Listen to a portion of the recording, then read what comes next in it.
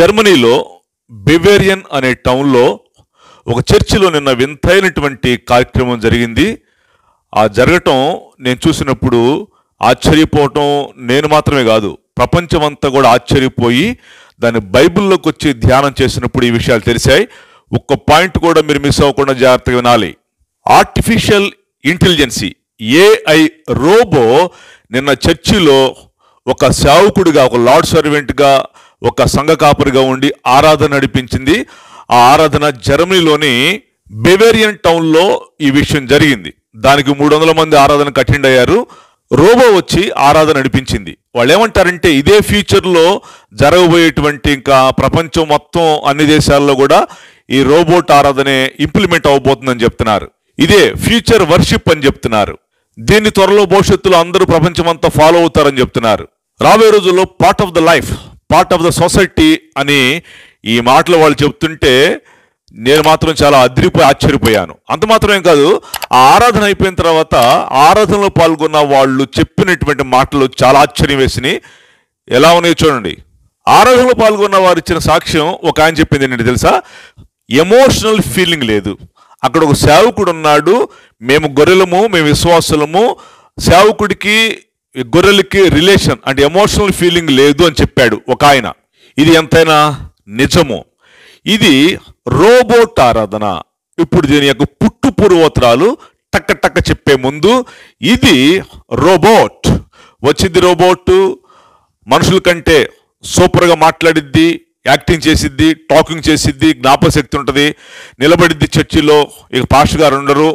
వాళ్ళు ఏమంటారంటే మాకు జర్మనీలో పాస్టర్లు తగ్గారు కాబట్టి తక్కువయ్యారు, ఇది పెట్టామని చెప్తున్నారు.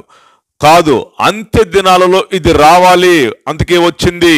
నిజంగానండి, వాళ్ళు చెప్పినటువంటి దానికి ఎంతో వాస్తవం ఉంది. రోబోట్తో వాక్యం చెప్పించుకుంటే ఎమోషన్ ఏది, ఫీలింగ్ ఏది, భావప్రాప్తి ఏది? అంటే కాపరి నిలబడి గొర్రెల వాక్యం వింటుంటే గొర్రెలకి కాపరికి లింక్ ఏది? అసలు బైబిల్ ఏం చెప్తుంది? నా గొర్రెలు నా స్వరం వింటే అని చెప్తుంది. అపొస్తలుల కార్యంలో కూడా ఆది సంఘాన్ని ప్రారంభించినప్పుడు ఏం చేశారు వాళ్ళు? సంఘము కాపరి నిలబడతాడు, గొర్రెలు కూర్చుంటే. That is the relation between కాపరి అండ్ గొర్రెలు, షెపర్డ్ అండ్ షీప్స్. రోబోట్ ఆరాధన, సైతాన్ ఆరాధన. ఇప్పుడు ప్రకటన గ్రంథంలో ఏముందో చెప్పే ముందు ఇట్లాంటి దరిద్రపు ఆరాధనలు మన తెలుగు రాష్ట్రాల్లో కూడా వచ్చినాయి, ఎప్పుడో వచ్చేసినాయి. ఇది చెప్పుకోవటానికి సిగ్గుచేటు. తెర మీద ఆరాధనలు కూడా ఆర్టిఫిషియల్ ఇంటెలిజెన్సే, అవే రోబోట్. తెర మీద ఆరాధన కూడా same to same robot, artificial intelligence ఆరాధన. తెర మీద సేవకుడు వస్తున్నాడు, తెలుగు రాష్ట్రాల్లో ఎక్కడో ఉంటాడు, ఈ గొర్రెలు కూర్చుంటున్న విశ్వాసులు వింటున్నారు. ఎమోషనల్ ఫీలింగ్ ఏది? అక్కడ ఎవరున్నారు? సేవకుడు ఉన్నాడా? అది వాక్యానుసారమా? వాక్యంలో లేదు కదా అది. తెర మీద ఆరాధన రోబోట్ ఆరాధన, ఆర్టిఫిషియల్ ఇంటెలిజెన్స్ ఆరాధన. ఫీలింగ్ లేదు, వాక్యానుసారం కాదు. యోహాను సువార్తలో కానీ అపొస్తలుల కార్యంలో కానీ గొర్రెలు కూర్చొని వాక్యం వింటుంటే, గొర్రెల కాపరి మాట్లాడుతుంటే ఎమోషనల్ ఫీలింగు, వాక్యానుసారమైన ఫీలింగు వింటూ ఉంటారు. హృదయం స్పందించబడిద్ది. గొర్రెల కాపరి ముందుంటాడు, వాక్యం చెప్తాడు, కన్నీరు గారుస్తాడు, వాళ్ళ కోసం ప్రార్థన చేస్తాడు. ఆరాధన అయిపోయిన తర్వాత గొర్రెల కాపరికి వారి ప్రాబ్లమ్స్ చెప్పుకుంటా ఉంటే, సమస్యలు చెప్పుకుంటా ఉంటే, కన్నీరు కార్చి చెప్పుకుంటున్నప్పుడు గొర్రెల కాపరి కూడా కన్నీరు కార్చి ప్రార్థన చేస్తాడు. This is biblical. తెలుగు రాష్ట్రాల్లో వచ్చినటువంటి తెర మీద ఆరాధన కూడా రోబోట్ ఆరాధనే, ఆర్టిఫిషియల్ ఇంటెలిజెన్సీ ఆరాధనే. కాబట్టి అక్కడికి వెళ్ళే వాళ్ళందరూ కూడా ఇదే టైపులో పాల్గొనే వాళ్ళే. మీరు వేసే కానుకలు కూడా వాళ్ళకి లక్షలు, కోట్లు, 100 కోట్లు దుబారా చేసేసి ఇష్టం వచ్చినట్టు ఆ డబ్బుని దుబారాగా వాడేస్తున్నారు. అక్కడ కానుకలు ఇచ్చేటువంటి వాళ్ళు మీ కానుకలన్నీ కూడా బూడిదలో పోసిన పన్నీరే. పరలోకంలో మీకు సున్నా. వాళ్ళు సద్వినియోగం చేయట్లా, అసలు వాక్యానుసారం కాదు. దట్ ఈస్ నాట్ బిబ్లికల్ వే.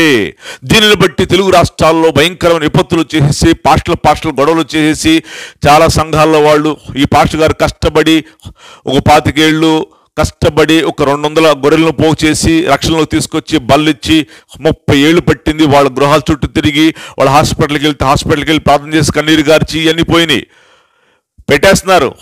ఆంధ్రప్రదేశ్లో అన్ని జిల్లాల్లో లెగ్గులు పెట్టేస్తున్నారు. వాళ్ళు వచ్చి కళ్యాణ మండపాల్లో ఆరాధనలు, హాలుల్లో ఆరాధనలు ఎక్కడో పెడుతున్నారు. 200 మంది 100 మంది సంఘాల్లో ఉన్న వాళ్ళు 100 మంది 50 మంది గొర్రెలటి వెళ్ళిపోతున్నారు.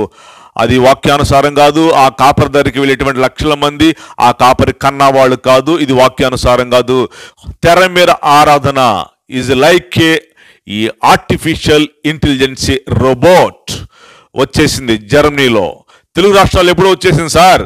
కాబట్టి ఇది ఎందుకు వచ్చిందో ఇప్పుడు చూద్దాం. చూడండి, రోబోట్ ఆరాధన ఎలాంటిదంటే, రోబోట్స్ ఆర్టిఫిషియల్ ఇంటెలిజెన్సీలో మెయిన్ రోల్ వహించేది ఏఐ. రోబోట్లు ఏం చేస్తాయి అంటే మనుషులకు బదులు యంత్రాలు పని చేయటం, మనుషుల ప్రాబ్లమ్స్ని ఈ రోబోట్ సాల్వ్ చేయటం, తెలివితేటలు పుట్టించటం, వాళ్ళతో మాట్లాడటం, పనులు చేసి పెడతాం.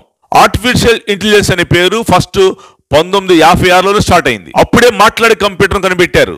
ఆర్టిఫిషియల్ ఇంటెలిజెన్స్ అంటే రోబోట్స్ కి మనుషుల కంటే కొన్ని 100 రెట్లు జ్ఞాపక శక్తి, వర్క్ చేసే శక్తి, క్యాపబిలిటీ అవి అంతటికి సంపాదించుకుంటాయి.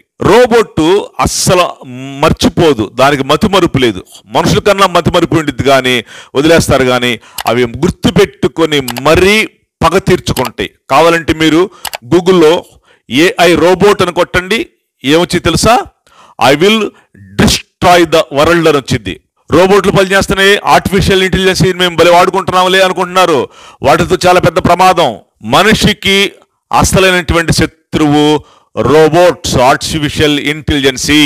ఇప్పుడు వాక్యంలోకి వస్తున్నాం చూడండి. ఇదే ఆర్టిఫిషియల్ ఇంటెలిజెన్సీనే, రోబోటే రేపు రాకడలో వచ్చేటువంటి క్రీస్తు విరోధిగాడి యొక్క ప్రతిమ. క్రీస్తు విరోధి వేరు, ప్రతిమ వేరు. ఆ ప్రతిమ క్రీస్తు విరోధికి సపోర్ట్ చేసింది. అది మాట్లాడే ప్రతిమ. సేమ్ టు సేమ్ 100% కూడా ఈ రోబోట్లు, ఆర్టిఫిషియల్ ఇంటెలిజెన్స్ ద్వారా రన్ అవుతున్న రోబోట్లు ప్రకటన గ్రంథంలో రాక టైంలో క్రీస్తు విరోధికి సపోర్ట్ చేసి ప్రజలందరినీ కూడా ఆడి వైపును మళ్లించేటువంటి మాట్లాడే ప్రతిమ సేమ్ టు సేమ్ అలాగే ఉందండి. ఇవి కూడాను ప్రకటన 13:15. మరియు ఆ మృగము యొక్క ప్రతిమ మాట్లాడునట్లును, ఆ మృగము యొక్క ప్రతిమకు నమస్కారము చేయని వారిని హతము చేయనట్లు ఆ మృగము యొక్క ప్రతిమకు ప్రాణమిచ్చుటకై దానికి అధికారం ఇయ్యబడెను. ఇదే మాట్లాడే ప్రతిమ. ఆ మధ్య ప్రతిమకి పోపులు కూడా మొక్కారు, మీకు తెలుసా? చాలా మంది చైనా, జపాన్ దగ్గర నుంచి ఇండియా దాకా మొత్తం రోబోట్, ఆర్టిఫిషియల్ ఇంటెలిజెన్సీ వ్యవస్థ వచ్చేసింది. రేపు ప్రపంచాన్ని ఏలేది క్రీస్తు విరోధిగాడు. ఇప్పుడు మనం చదివాము, ఆ క్రీస్తు విరోధిగాడికి ఎవరైతే మొక్కరో వాడికి మొక్కేటి చేసింది. ఇంకా చాలా ఈ ప్రతిమ గురించి ప్రకటనలో చాలా వచనాలు ఉన్నాయి.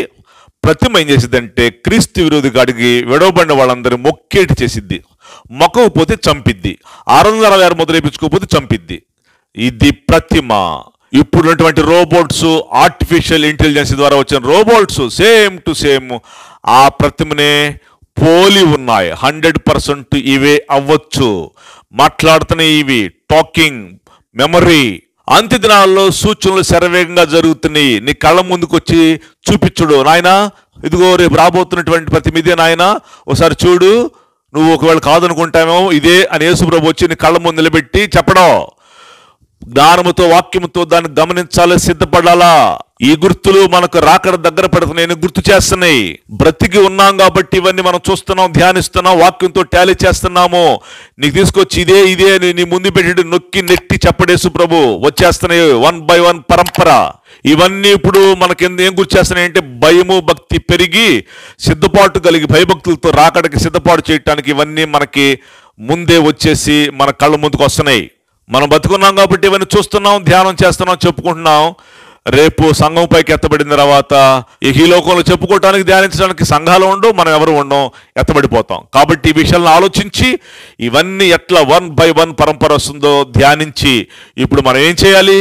భయభక్తులు కలిగి ఇంకా క్రీస్తు స్వారూప్యంలోనికి మారి రాకడకు రెడీ అవ్వాలి. అట్టి కృపా ప్రభు మనందరికీ దయచేయును గాక. ఆమేన్.